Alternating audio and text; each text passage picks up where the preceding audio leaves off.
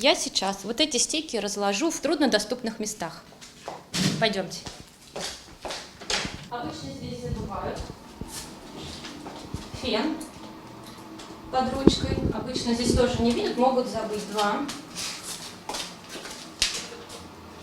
3. Таких стикеров в труднодоступных местах номера 12. Задача Ирины и Беллы – найти их. Они идут по комнате без спешки, заглядывают за панелями, смотрят под кровать, аккуратно отодвигают мебель. На деле показывают, чему научились на лекциях – последовательности и внимательности к деталям. Ух ты! Ирина и Белла радуются очередному найденному стикеру. Каждая находка вызывает улыбку, теплое подбадривание и ощущение маленькой победы, которая мотивирует работать еще внимательнее.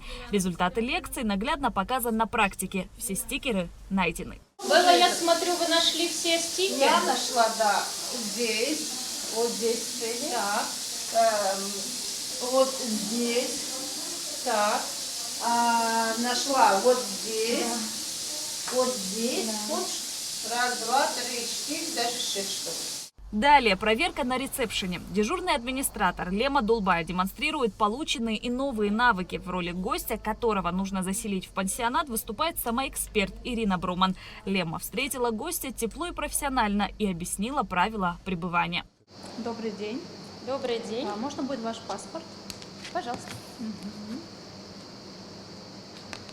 Как ваше настроение? Ой, замечательно, у вас так красиво. Я так рада, что Спасибо. попала первый раз Да. в такой комплекс шикарный. Да. Спасибо. У нас очень много всего. Сейчас вам все подробно объясню. Пожалуйста, ваш паспорт. Результат показал, что теория успешно переходит в практику, а команда становится увереннее в работе с гостями. Проверку прошли и работники ресторана. Ребята подготовили шведскую линию для вечернего ужина, продумали рацион и сервировку. Эксперт изменила стандарты и сделала все неправильно. Задача команды – увидеть это и исправить. Ресторанный персонал быстро обнаружил отклонения от стандартов.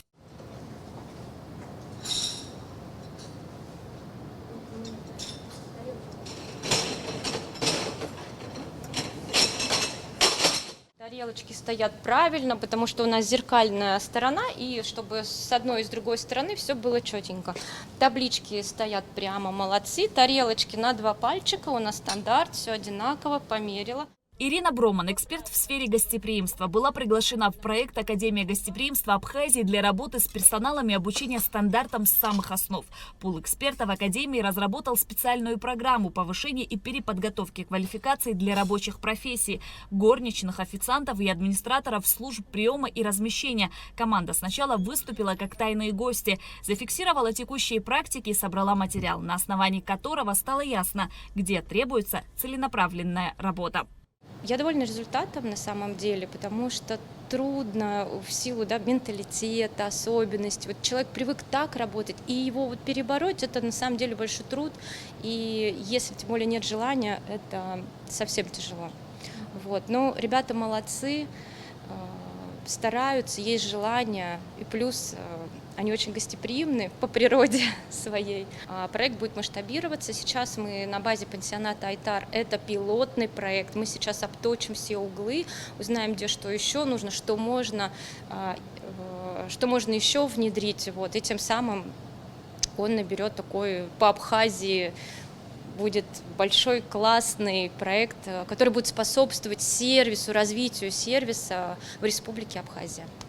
Директор пансионата Айтар Тимур Адлиба отметил, что проект очень важен и является ключевым для повышения качества сервиса. Я как директор, который на практике сталкиваюсь с такими вопросами, то есть обучение именно персонала линейного, горничные, официанты и так далее. Это самое важное, что сейчас есть в нашей отрасли. Это наше слабое такое место, которое мы сейчас должны все внимание уделить именно таким профессиям. И мы уже месяц где-то, как Академия заработала наша, уже какие-то результаты мы уже видим. Это лишь начало. Вложенные в команду знания обязательно оправдаются. Как следствие повышения уровня обслуживания. Гости заметят изменения и вернутся с теплыми отзывами. Шазина Ханагуа, Раму Камке, Абхазское телевидение.